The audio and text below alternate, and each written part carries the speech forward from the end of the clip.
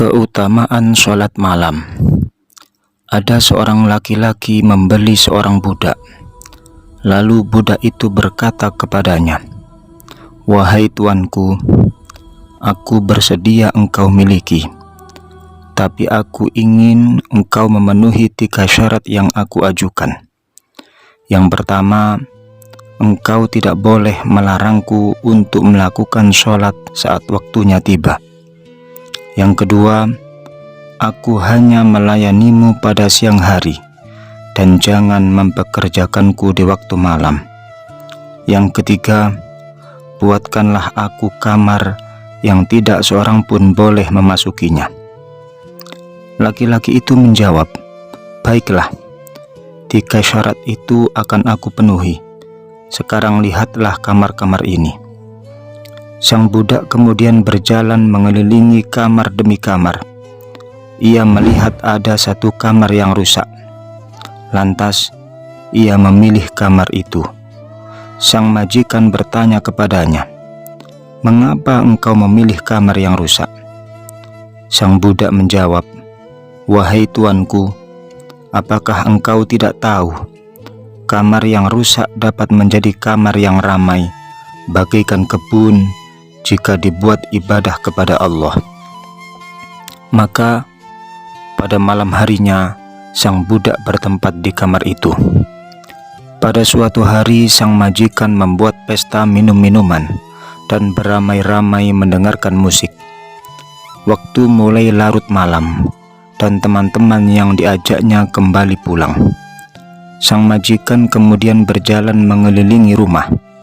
Tanpa diduga, ia melihat di kamar budaknya ada sebuah lentera dari cahaya yang tergantung dari langit, sedangkan sang budak dalam keadaan bersujud dan bermunajat kepada Tuhannya.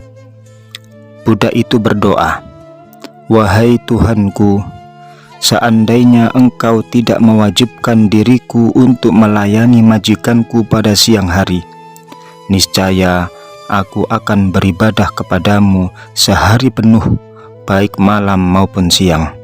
Ampuni aku, wahai Tuhanku." Sang majikan terus mengawasi budaknya hingga fajar muncul.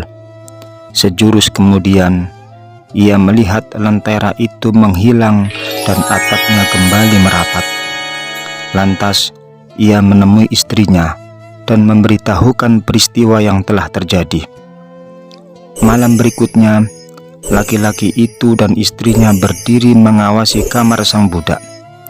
Mereka melihat lentera melayang, sedangkan sang budak bersujud hingga fajar muncul. Setelah itu, mereka berdua memanggil budak itu dan berkata, "Engkau sekarang merdeka karena Allah, sehingga engkau bebas melayani zat yang telah engkau minta ampunan darinya."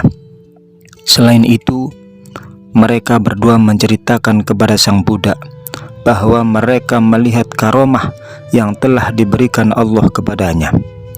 Ketika mendengar cerita mereka, budak itu mengangkat kedua tangannya dan berdoa, "Wahai Tuhanku, aku telah memohon kepadamu agar engkau tidak membuka rahasiaku dan tidak memperlihatkan keadaanku kepada orang lain.